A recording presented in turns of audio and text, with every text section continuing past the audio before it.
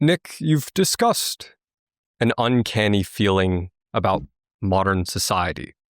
Why do you think everything feels off? Hmm. Well, I think that everything feels off because we're not living the way that probably most of our ancestors lived. And I'm not a big trad guy or so much of what you see on the internet now is this idea something went wrong with modernity. We need to return. And so some people say we need a primal diet. We need an ancestral diet. Some people say we need to return to the wilderness and get more in nature, be more environmental or something like that.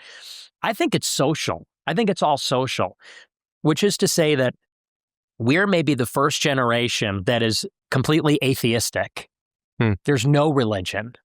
I think that's maybe unique in the history of mankind because even primitive humanity had animism, believed that gods were in the animals and in objects, or you had pagan barbarians that had their pantheon of gods, and then you had Christians and Muslims. And so we've always been believers. We've always built idols or statues or shrines. This is the first generation that has no connection to the divine, the supernatural. There's no sense that there's anything beyond this plane of existence, beyond death even, waiting for us. That's one. He is so spot on, and I'm really curious to see what his second one is. I have some other things to add to this after him, unless he covers it himself, given my background and given my history. So we're going to hear what Nick says, and then I'm going to give my additional thoughts on it. Two is that we have no social fabric either. You look at the families, and when we think of what is traditional, we think of the nuclear family. And even that is not very traditional. Two parents and their kids. What about grandparents? What about uncles and cousins and big families? Now, if you're lucky, you have two parents and maybe one sibling. He nailed it. I have 7 siblings, and my relationship with each one of my siblings is completely different. I go to them for different things, depending on who they are. And they come to me for different things, and they go to each other for different things. You already know that having a 2-parent household is better than having a 1-parent household. Well, when you have others in your family, sisters, brothers to lean on, it's a huge competitive advantage. My wife has started businesses and bought homes with her sisters. One brother has lent me money in the past. Another brother has co-signed for me in the past. I'm just talking about the economic help. But on top of having somebody that you can call and you can vent to, you're stressed, or if you're fighting with your spouse or your girlfriend at the time, it is so, so underrated. Now, if you're lucky, you have two parents and maybe one sibling. That's your family. What's your community? A lot of people don't even know their neighbors. They don't know their next door neighbors. They don't have a ton in common with the people in their community. And so their social life might begin and end in like high school. You're raised by your parents, you go to school, you finish school, then you move into an apartment as a single man or woman, and you go to work. That's your life. This is a completely atomized existence. So we're not connected to the eternal, the transcendent, God. We're also not connected to each other in any meaningful way. People older than us, younger than us. We don't have big families. We don't have large communities or real society where people are rising and falling in connection with each other. And so I think that what really defines the modern age is how alone we all are as individuals. And maybe this is a product of liberalism. Maybe this is a product of the Enlightenment, the Reformation, but we are truly disconnected from maybe our biology, from our souls, and we're disconnected from our families and everybody that coexists with us in time. And I think that's made life very lonely and then therefore very dysfunctional for a lot of people. Amen. And as he said, we don't even know our neighbors. Well, our neighbors in the past would be people that we would see at church. The people that we did commerce with, we all knew individually. They'd come into your shop and you would know them by name. Does the person at the checkout Walmart line know your name? Well, now that you're doing your own checkout, the camera will scan your face. They'll know your name. They'll know everything about you. They'll know what you posted. They'll know what you ate. They'll give you a coupon based on what you bought last time. That's not the same thing. Welcome back, Jake. Here's 50 cents off Nestle's Crunch. Thank you. No, thank you. Why, in your words, Nick, do you think young men trust your voice above everyone else's? And why are you the voice for Gen Z men?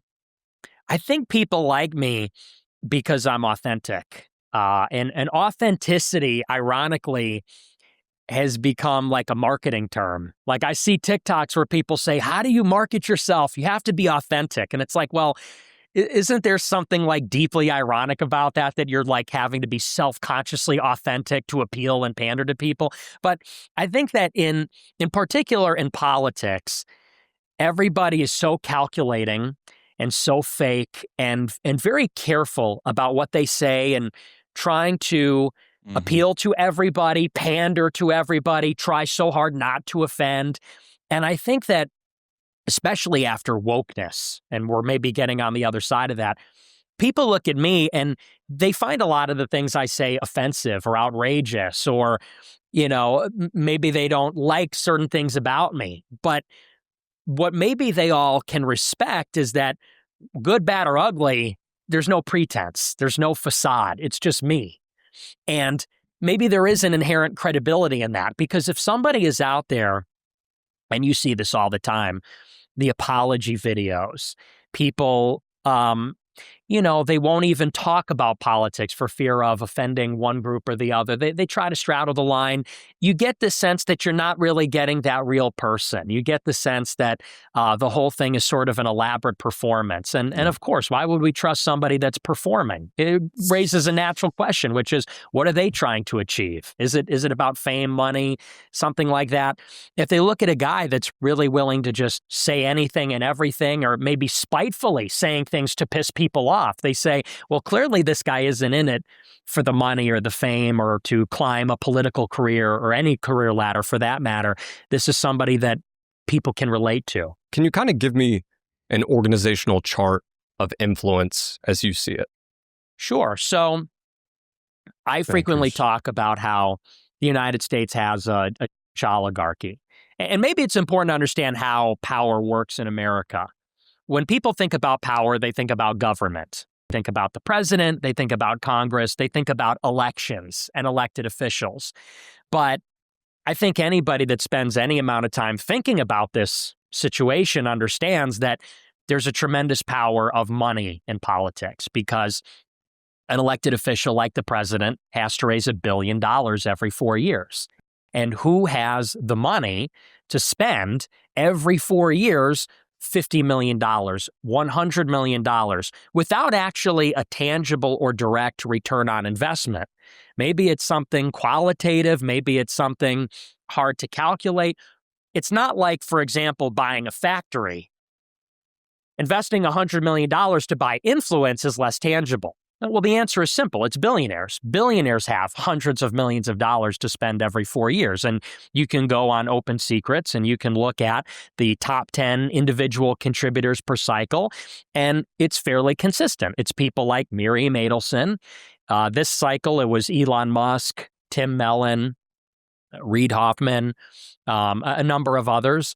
And so you have to understand about politics that it's a money system. Politics is controlled by money. And what does the money buy?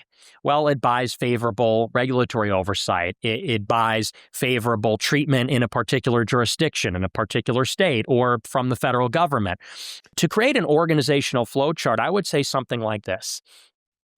You've got Congress and the presidency. They actually have to answer to their billionaire donors. Where do billionaires come from? Billionaires come from industries like Silicon Valley, Wall Street. Where do those people come from? Somebody at Silicon Valley comes from Stanford University. Where are all the big Silicon Valley founders and entrepreneurs from? They all come from Stanford University, which is the premier college that's in that area. And so you understand that it's a intelligentsia, academic, money, and political system. And once you understand that we have a system that isn't primarily about elections, then you maybe begin to understand how influence is actually exercised in the country.